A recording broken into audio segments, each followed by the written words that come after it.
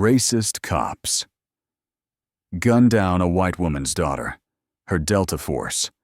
Commander, mother. Stuns all.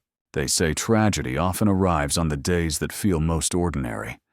But no one was prepared for an afternoon like that one, when a young smile was buried in just 8 seconds and 3 gunshots. Before we dive into this story, let us know where you're watching from. We'd love to hear your thoughts. At 3:42 p.m., the city of Claridge moved to its usual rhythm. A traffic light blinked yellow on the corner, where students still laughed and chased one another across the street. The scent of grilled hot dogs from a food cart outside the Baptist church mixed with a light trace of gasoline in the air. It was a Friday afternoon, peaceful to the point that one might fall asleep in the middle of the street without fear of being disturbed. But that artificial calm masked a storm forming quietly behind the tinted glass of a police cruiser. On the east sidewalk stood Rosalind Bailey, 18 years old, carrying a big dream in a small frame and a gaze that burned bright. She had just received notice that she would represent Claridge High School in the North Carolina State Scholarship Finals. Only 6 students across the state had been selected, and Rosalind was the only black student among them. With her natural curls tied back, clad in her red and white cheer uniform and a crossbody backpack, Rosalind wasn't just a teenage girl. She was a symbol of hope in a community that the media often overlooked, where the unemployment rate among black youth was 3 times the state average. She embodied an answer to the question that kept hundreds of parents up at night, wondering if their children were ever truly treated equally in this country. In her ears played the melody of Risp by Andra Day, a song she loved because her mother once said, "When you feel buried, remember, trees grow from the dirt." She crossed a street her mother, Venus Bailey, had once forbidden her to walk after 2 separate police-civilian altercations had erupted there within 9 months. But today was a day of joy, and Rosalind believed she was strong enough now to walk wherever she pleased. But then, the charcoal gray Ford Interceptor appeared as silently as a ghost. No sirens, no announcement. The window rolled down just a few inches, just enough for the eyes of Officer Ronnie White, a cop with 6 prior excessive force complaints on record, to lock onto the unsuspecting young woman. White didn't sound a horn, didn't ask her name, didn't issue a stop order. His later report consisted of only 1 sentence. She matched the description. But at that time, there had been no incident reported within a 3-kilometer radius, and no suspect description had been broadcast prior. And then, less than 8 seconds after the vehicle stopped, 3 shots rang out. 1, 2, 3. No one screamed. No one breathed. The entire street froze as Rosalind collapsed, blood pooling onto the cracked pavement, staining the still intact scholarship letter inside her backpack. Her earbuds were still playing music. And in that moment, Andra Day's voice echoed through the blood-soaked silence. I'll rise unafraid. Just another ordinary afternoon. Just a black girl walking home. And now, only the silence remained, heavier than any gunshot ever fired on this land. Right after the gunshots, time stopped moving. It recoiled, suspended in the air, as if the world had just skipped a collective heartbeat. A woman named Jenna Lewis, who lived in a second-floor apartment across the street, held her phone with trembling hands and recorded Rosalind's final moments. She screamed, her voice nearly breaking. "She didn't do anything! Oh my God, she was just walking!" The video, less than 52 seconds long, was later posted on TikTok with the caption, "They shot a black girl. No warning. No reason." Within 3 hours, it had reached 243,000 views, 38,000 shares, and became the epicenter of a long simmering fury in the Black community. But that rage, as always, was veiled by an invisible curtain, one that normalized violence. In the video, Merrick Davis, the officer who had been with Ronnie White, stood less than 5 paces from Rosalind. He didn't draw his weapon, didn't move, didn't say a word. He simply stood there like a statue, eyes wide, lips sealed. His silence spoke for an entire system. No action, no objection, no voice. And that silence, it was a form of complicity. Just 47 minutes after the shooting, the Clay Ridge Police Department released its first statement. The suspect exhibited suspicious behavior and advanced toward the officer in a threatening manner. They didn't mention Rosalind by name. They didn't state that she was a high school student. They failed to acknowledge that she was unarmed. Instead, they used one haunting phrase: matched the description. But what description? What alleged crime? No one said. Local media labeled the incident as a regrettable situation currently under investigation. Some news outlets chose not to use Rosalind's name, opting instead for the phrase, Black female shot, near East Side residential zone. That cold and vague phrasing, it's the oldest weapon of the system. To dehumanize the victim, to reduce her to a statistic instead of a human being. Ronnie White, the man who pulled the trigger, was not arrested, not publicly interrogated. Instead, he was placed on paid administrative leave for 30 days, a procedural shield that residents of Clay Ridge now sarcastically refer to as qualified immunity by another name.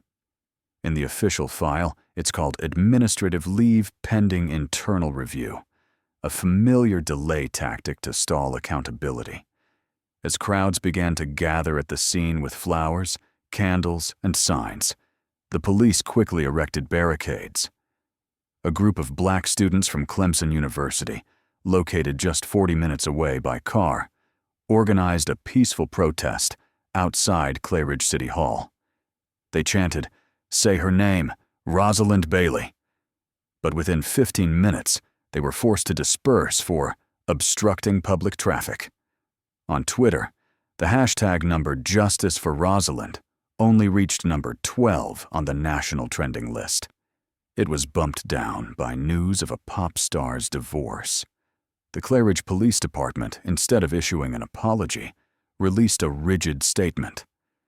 "We extend our condolences to the victim's family and are cooperating with all relevant parties in the investigation."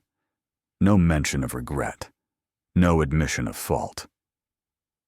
Meanwhile, at the Georgia State Military Training Center, where a national tactical conference was underway, Venus Bailey, Rosalind's mother, had just finished giving a lecture on strategic response in unexpected situations. When her phone buzzed, she thought it was a message from her daughter, as always. But the call came from the Clay Ridge Health Department, informing her, "We're sorry, your daughter did not survive." In that instant, the battlefield Venus had once mastered felt worlds away. No enemy, no trench, no uniform could have prepared her for those words. In the eyes of a system long desensitized, Rosalind's death was merely a minor incident on an otherwise ordinary afternoon. And from that very moment, a mother began her transformation into the one who would shatter the silent cycle of justice. Some mothers scream in grief. Some collapse to their knees, sobbing and pleading for justice. But Venus Bailey didn't scream. She acted. When the call from the Clay Ridge Health Department ended, she didn't ask them to repeat, didn't drop the phone, didn't break down as many might imagine. She just sat still. In her steely eyes that had once led dozens of classified operations, something shifted. Not pain, but activation. Venus Bailey, 44 years old, was a former senior tactical commander of Delta Force, the most elite unit in the United States Army. Over 11 years on the battlefield, she had led missions with survival rates below 30%, from Mosul to Kandahar. But she was the one who survived, and not just survived, but led the breaching team in the operation to rescue 5 American hostages at a location known as Black Box, Kandahar, 2013. The mission lasted only 11 minutes, but it saved every life.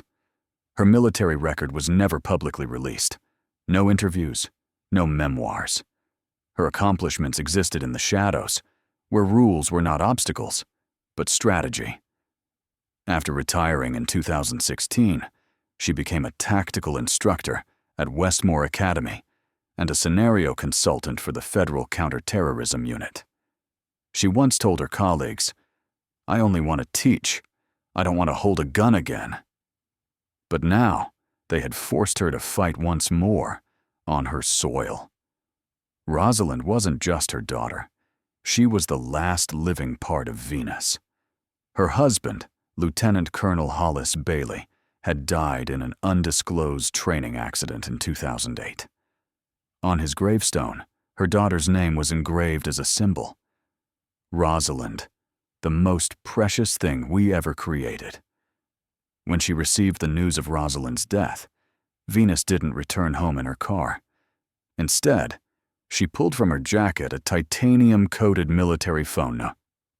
GPS, used only for extraordinary circumstances, and for the first time in 7 years, she powered it on.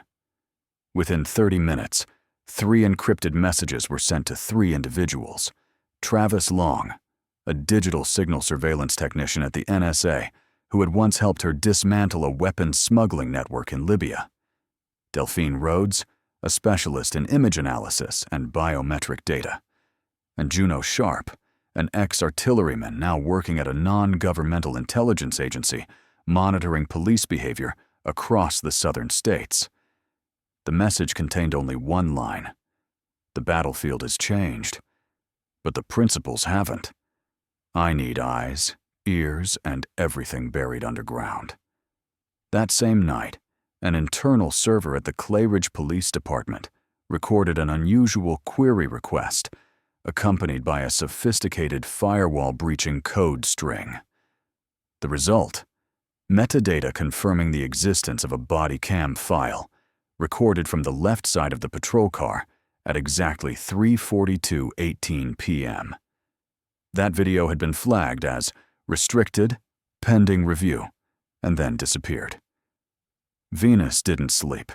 Instead, she went home and opened a dust-covered mechanical locked military chest, untouched for nearly a decade. Inside was her Delta uniform, folded perfectly, alongside her medals: the Silver Star, Bronze Star, and a Golden Eagle insignia. In the corner of the chest was a handwritten letter, laminated in plastic.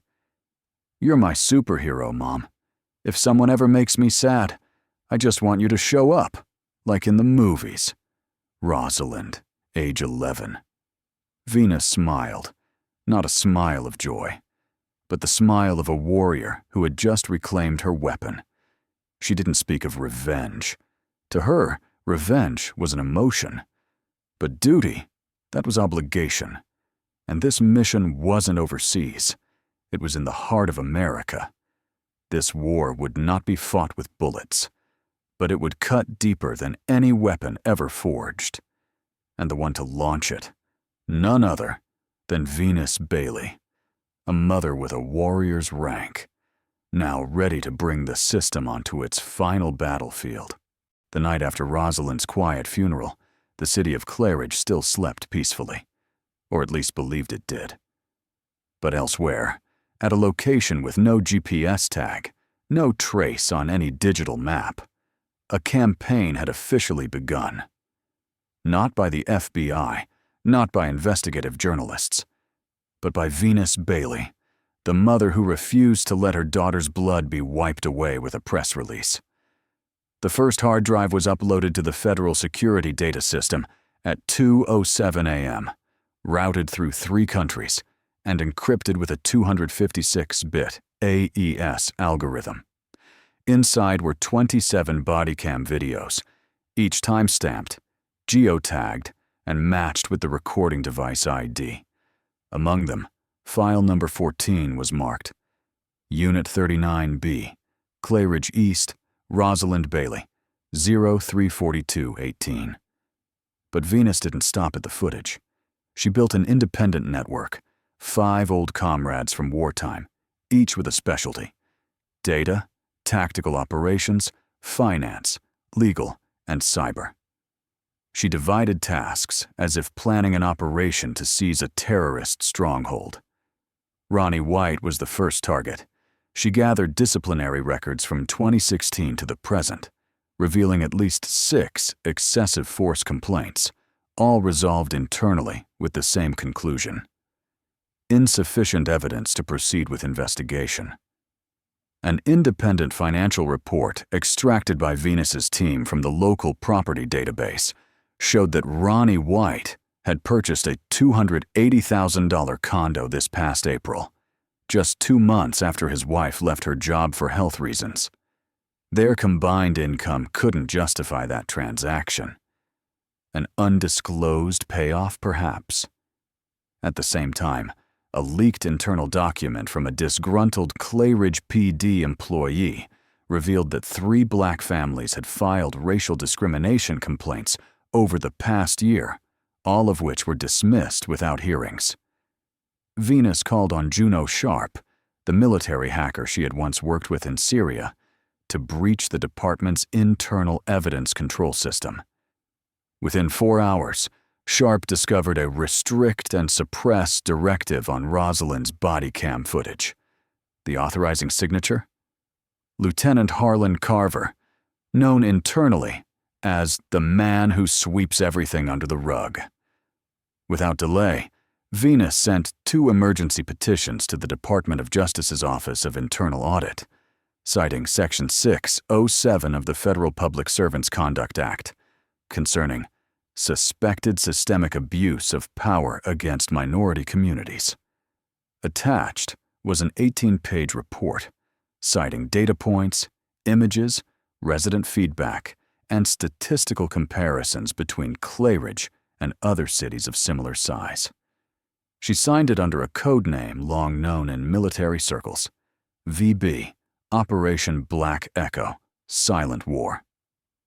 Within 48 hours, Venus dispatched 3 raw video copies, unedited, uncut, to 3 recipients: the DOJ, U.S. Department of Justice, the ACLU, American Civil Liberties Union, and Senator Harold Denman, her former colleague at the Pentagon, now sitting on the National Oversight Committee. The footage, without edits or excuses, clearly showed. Rosalind turned her head, eyes wide with surprise, lips beginning to form words. But within 1.8 seconds, 3 shots rang out. Ronnie White stepped back 2 paces, then whispered, "It's done." Malcolm Brenner, an internal affairs officer, and the same man Rosalind once interviewed for her graduation thesis, titled Implicit Bias in Law Enforcement, quietly called Venus. In a 38-minute unrecorded conversation, he said only, she was completely innocent, and they knew it. While the community continued placing flowers where Rosalind fell, while news broadcasts still referred to it as an unfortunate incident, Venus had already begun dismantling the chain of misconduct, methodically, precisely, and without leaving a trace. Because to her, this was no longer just about defending her daughter's honor. This was a strategic counteroffensive against a system accustomed to scribbling black blood into reports and folding them shut without consequence. 11 days after Rosalind Bailey was shot dead, Clayridge's morning news repeated the same single line. The incident is under investigation. No further details. No mention of the officer's identity. Not a word about the truth that had just been exposed on national television. But while the system continued its delay tactics, Venus Bailey was already 10 steps ahead. An 87-page internal report titled "Clayridge, the Deformation of Justice" was now resting on the desk of Senator Harold Denman, a war veteran and senior member of the Federal Police Oversight Committee. He opened the first page and paused at the bolded number. 72.4%. It was the percentage of armed confrontations in Clayridge County over the past 18 months in which the person shot was an unarmed black civilian, and in none of those cases had any visual evidence been submitted with the incident report. Most were classified as necessary field response based on officer perception. An accompanying encrypted Excel sheet sent from an address labeled VB-4-Justice quickly spread across the whistleblower.gov network. It detailed internal complaints with exact dates, filers, and investigation outcomes. Ronnie White's name appeared 3 times in 2023, alongside allegations such as verbally abused black students at public park, forced a teenager to sit on the curb for 40 minutes just for asking directions, used threatening language toward a black mother and her 2 young children at a gas station. All were marked insufficient basis for further investigation. A former IT technician at the Clayridge Police Department, who requested anonymity for safety, called Venus's team and disclosed, "We have an automated system.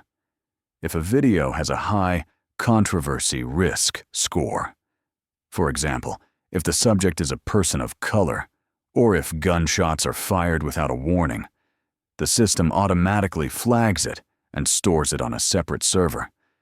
We call it Reputation Protection Mode." Through her old connection with Operations Analysis Director Raymond Oates, Venus obtained a copy of Ronnie White's psychological evaluation from his 2020 FBI application. The conclusion was clear. Candidate exhibits unstable emotional response under high-pressure situations. Not recommended for frequent engagement with communities marked by racial tension. He was rejected. Yet he was easily hired by a county-level police department lacking federal oversight. All the evidence, videos, tactical scene analyses, GPS mapping, and technical transcripts was submitted by Venus to the ACLU, American Civil Liberties Union. They collaborated with her to verify and publish the findings on an independent platform. Within 24 hours, the original footage of Rosalind's shooting reached 4.2 million views, accompanied by over 200,000 comments, most from black parents echoing the same fear. If my child had been walking home that day, would it have ended the same? Venus didn't stop. She commissioned a digital forensic analysis of all available footage, using a tactical simulation program originally developed for military operations. The simulation concluded the distance between Rosalind and the police vehicle was 3.4 meters. Her reaction time showed no signs of fleeing, resisting, or approaching. From the moment Ronnie White opened his door to the trigger being pulled, under 2 seconds. No warning or surrender command was audible. Conclusion: there was no valid tactical justification for use of deadly force. On July 13th, the New York Gazette ran a bold headline: "Former Delta Force commander calls out rot. Clayridge on the brink." Within 2 days, from Boston to Oakland, 13 cities held candlelight vigils in Rosalind's name, accompanied by music and pledges for reform. In schools, students began writing their names on whiteboards. Rosalind Bailey, 2006 to 2024. She walked so we could run. Clayridge was no longer a dot on the map. It had become the epicenter of a national awakening, and at the heart of that seismic shift wasn't a politician, nor a lawyer, but a mother with a battlefield rank and a heart that refused to bow. On the morning of the 7th day after the shooting, while all eyes were fixed on City Hall, a woman quietly crossed the threshold of the Claridge Police Department. But it was that very silence that sent shockwaves through the entire system. Venus Bailey, dressed in a black and gold Delta Force formal uniform, with boots polished to a gleam under the hallway lights, appeared at the reception desk at exactly 8:03 a.m. She didn't need to give her name. The desk officer glanced once at the insignia on her left chest, Operation Enduring Freedom, and immediately stood up to call Internal Affairs Lieutenant Clarence Root. Pinned to her chest was the Enduring Freedom Campaign Medal, a rare distinction outside the Pentagon. To earn it, one had to command missions of the highest risk with distinct tactical excellence. This was not a grieving mother coming to negotiate. This was a commander arriving to issue orders. On the 3rd floor, in Meeting Room 4, usually reserved for emergency sessions with the Department of Justice, Police Chief Graham Lowell was already present, along with 7 members from the Internal Tactical and Judicial Review Board. Lowell, who had been Ronnie White's direct supervisor during his first 2 years on the force, had assumed this would be a polite conversation with an upset mother. But within the first 90 seconds, he realized he was speaking to someone who outranked everyone in that room. Venus did not sit down right away.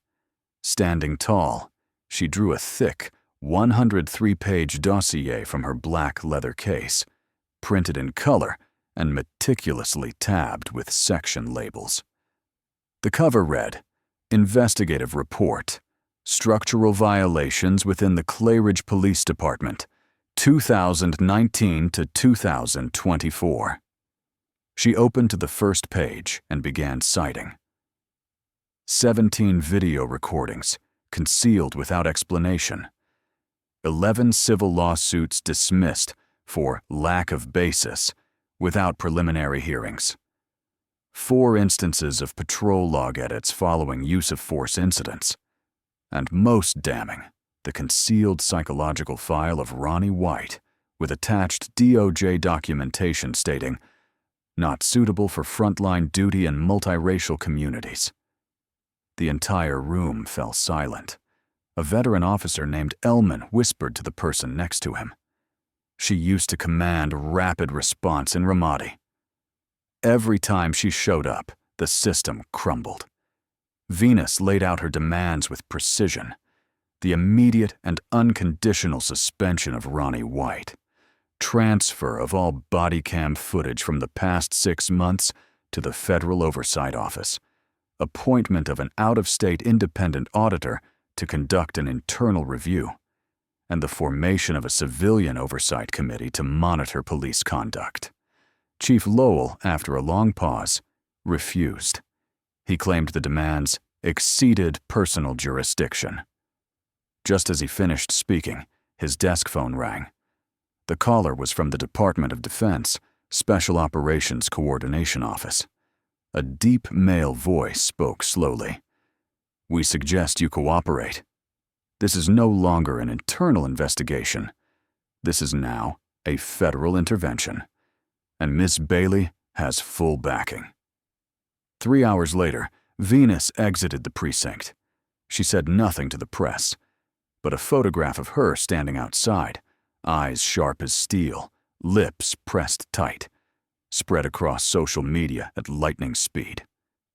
In under 48 hours, the hashtag number Justice for Rosalind surpassed 1.2 million posts, outpacing even search traffic related to the sitting president. People began referring to her by a new name, the General Mother.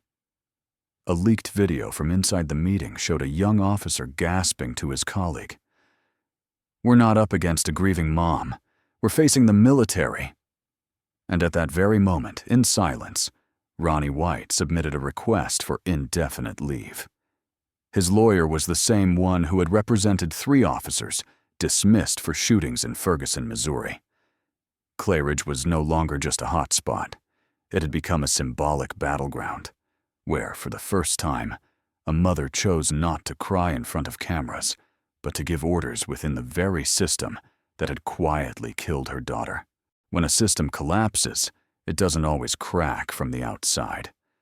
More often, the first fracture comes from within, where one person unexpectedly chooses truth over loyalty.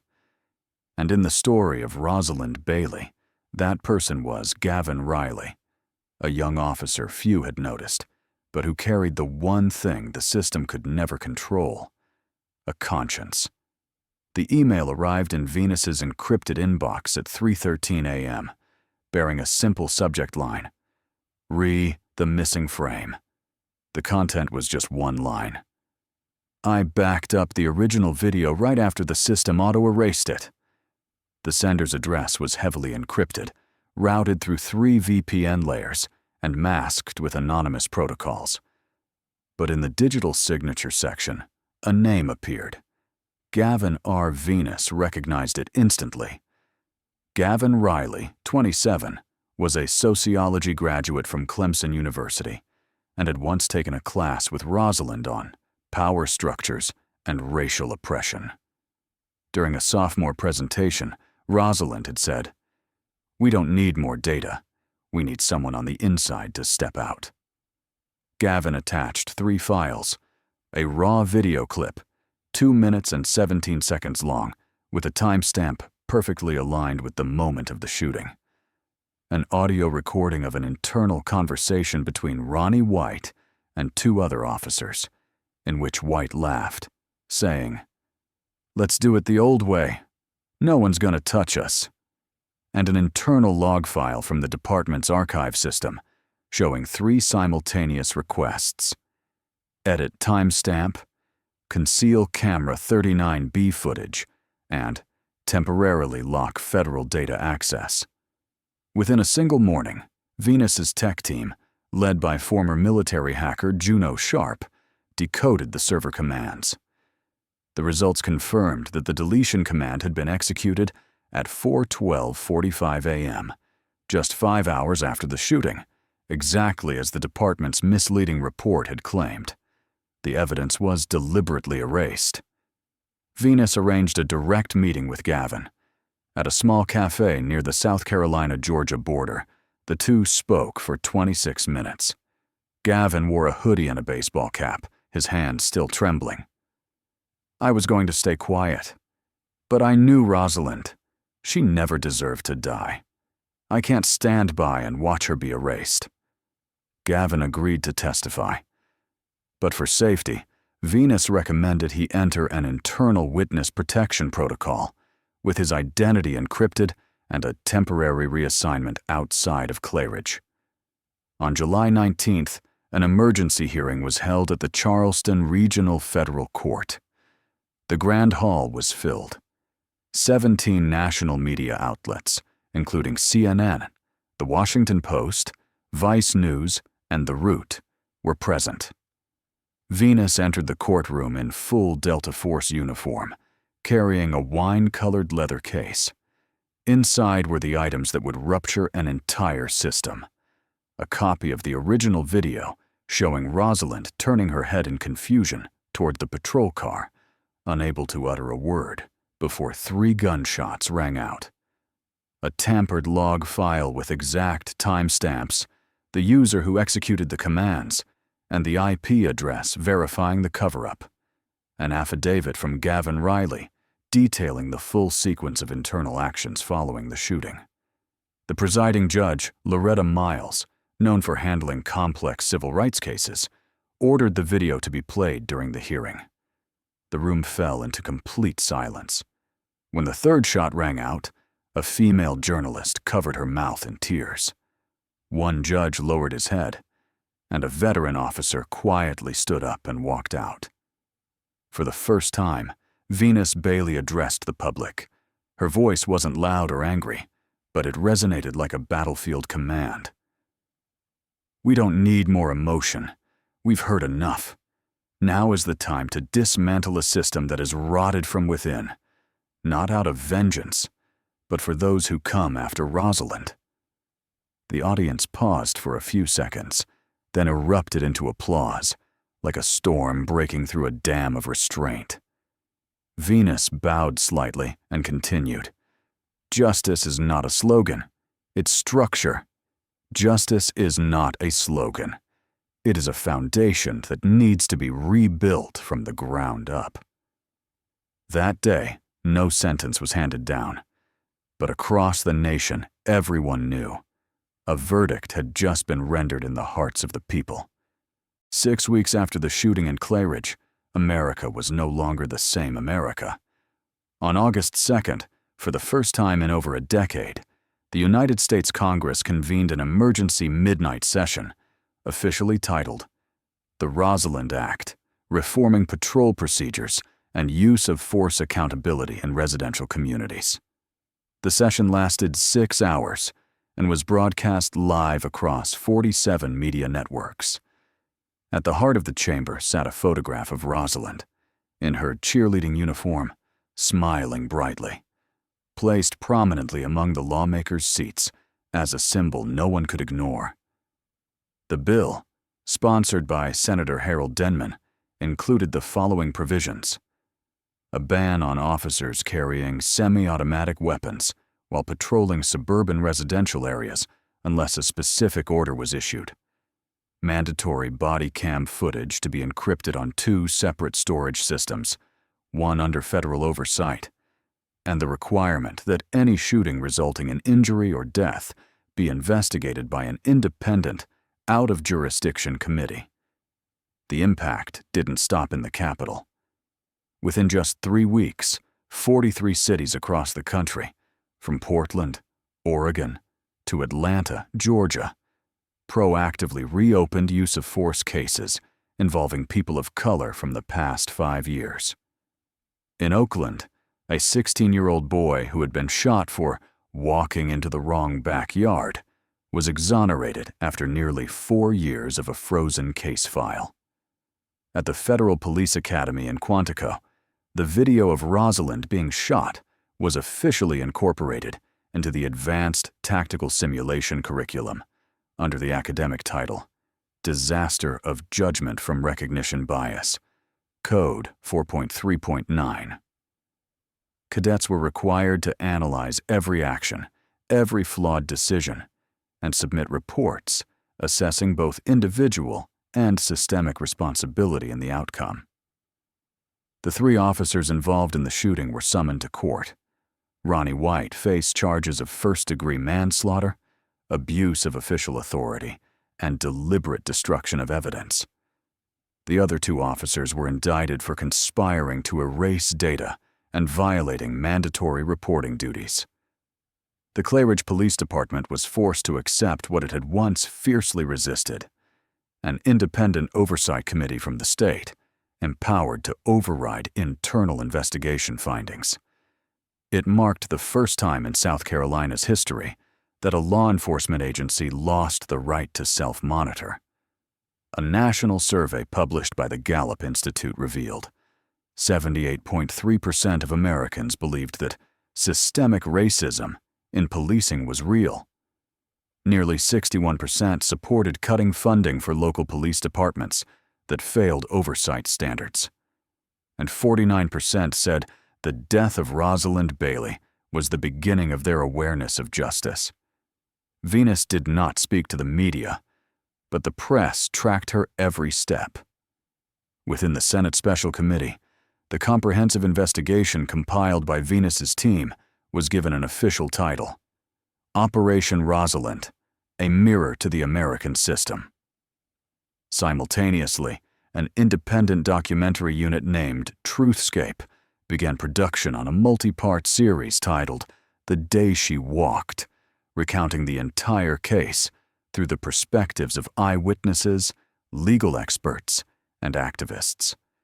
Venus Bailey agreed to serve as a content advisor, but refused to appear on camera. "I'm not the protagonist," she said. "Rosalind is the light that needs to be seen." A week later, at the South Carolina State Capitol, a large portrait of Rosalind was painted onto the stone wall facing the square, with a trembling yet defiant inscription below. She walked home that day, but they couldn't stop her. Venus declined every commercial interview request, including those from major outlets like CBS, HBO, and Amazon.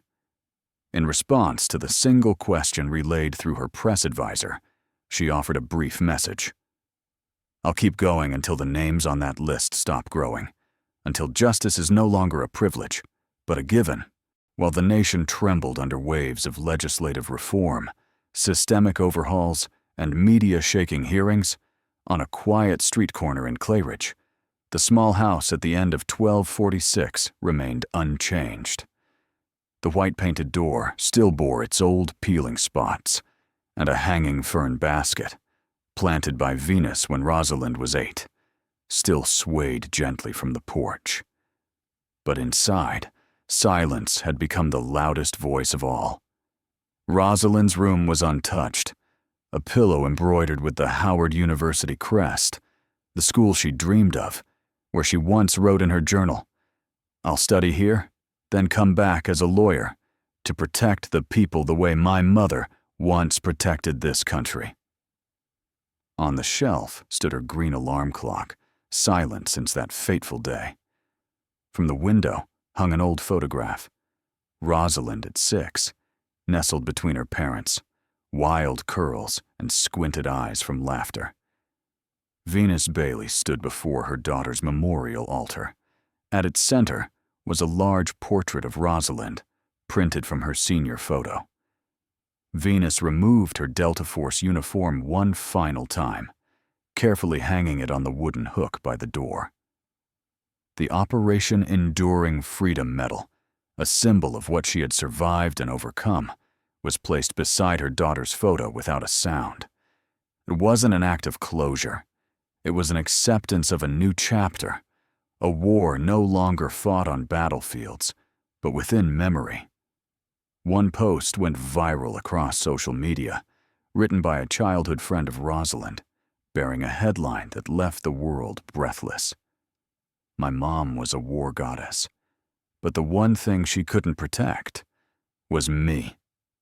The article was shared over 3 million times, quoted in news broadcasts across America. People didn't just mourn Rosalind, they began to look at their children differently. In less than 2 weeks after the hearing, over 400 letters from Black parents across the country were sent to Clayridge. They spoke of children ordered to face the wall for moving too fast, of panicked stares when a police cruiser turned down their street. One parent from Texas wrote, "I taught my daughter to smile softly when she sees an officer, not because she wants to, but because I can't bury another child." Among hundreds of letters, Venus kept one in particular, a pink envelope from a 9-year-old girl in Boston. Inside, in clumsy handwriting, were the words, "I want to grow up like you, but I don't want to lose anyone just to be strong like that." Venus wrote in her journal, "They didn't kill my daughter. They only placed her in history. The rest, I will write." That journal was never sent to any publisher. She kept it beside her nightstand, along with a single encrypted USB containing the entire investigation campaign. When the government proposed awarding her the National Civil Justice Medal, Venus declined. Instead, she submitted one request: pass every law I proposed. If you want to honor my daughter, do it through action, not through medals. On September 1st, a nationwide memorial was held at the National Mall in Washington, D.C., attended by over 60,000 people, featuring performances by 14 school bands and a 13-minute silence to represent Rosalind's 13 years of schooling. Venus did not attend. That same day, she visited 3 families who had also lost children to police violence, unannounced, unfilmed. She came with a bouquet, a hug, and one sentence: "I understand. And I'm here, so we don't have to lose anyone else." In the final trial, Ronnie White was sentenced to 22 years in federal prison for manslaughter, violation of civil rights, and destruction of evidence. When the judge asked for his final statement, he didn't look at her. He looked at the photo of Rosalind placed on the witness stand, and for the first time, he wept. All of America witnessed that moment, not as an act of redemption, but as a raw emblem of the cost of indifference. And then, a truth spread across headlines, forums, classrooms, and courtrooms alike. To fix a broken system, sometimes, it takes a mother willing to break every rule.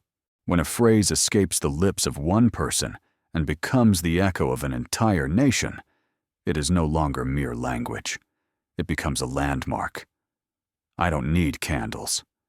I need consequences. Those were the words once spoken by Venus Bailey during the memorial hearing for Rosalind. Now, they had traveled far beyond the halls of Congress, past the boundaries of any single campaign, and become the title of a national movement.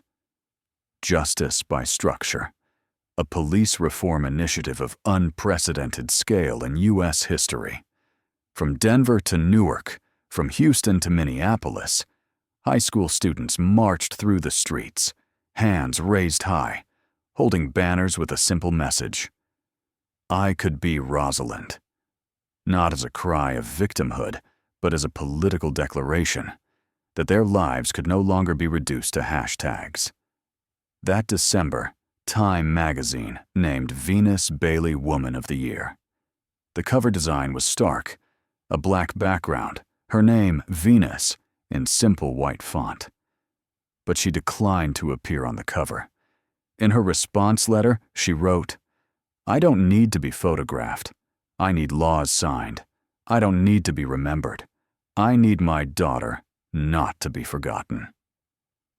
At the final hearing of the Homeland Security Reform Oversight Committee, Venus stood before more than 300 federal delegates, with dozens of live television cameras. Her voice was calm, but steady, like the rhythm of a marching soldier. We don't need another name. We need the last one. The entire chamber rose in silence for 27 seconds. 1 second for each handwritten letter Rosalind had sent her mother throughout her 12 years of school. Gavin Riley, the man who once sent an anonymous email to Venus's team, had officially left the police force. But he didn't leave the fight.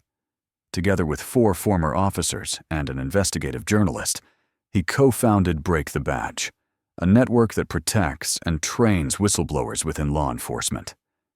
In its first year, the group received 39 internal reports, helped 11 officers avoid retaliation, and successfully initiated investigations into 3 serious violations.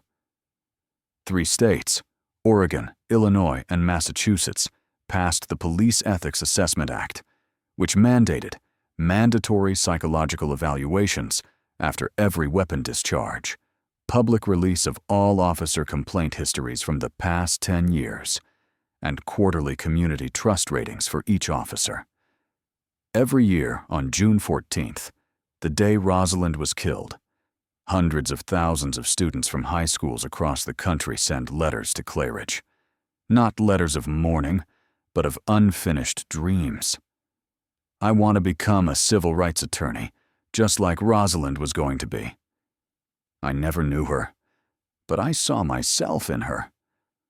A Broadway theater in New York staged a play titled Venus and Her War, chronicling the life of a woman from battlefield to courtroom. But not in grand heroic images. Instead, through tear-filled monologues, sleepless nights beside her daughter's photo, and haunting questions of whether she could have saved her if she had come sooner. The show ran for 2 hours, without music, without slogans, only a grief that moved from the personal to the collective. At the end of the eastern corridor of the South Carolina State Capitol, the Rosalind Bailey Memorial Wall glows at every sunset, not by artificial light, but by a pane of glass etched with her portrait, catching the golden light of the evening sun. Beneath it lies the final engraving, Venus's last recorded words in her journal before leaving Claridge for good. You're not gone. You're just the first spark. And in the sound of the wind drifting through the corridor, in the silent eyes of the students standing before that wall, people know. Sometimes justice doesn't begin in a courtroom. It begins with a mother who stood when the whole world chose silence. If this story moved you, don't forget to like and subscribe for more. Watch the next video to see how the fight continues.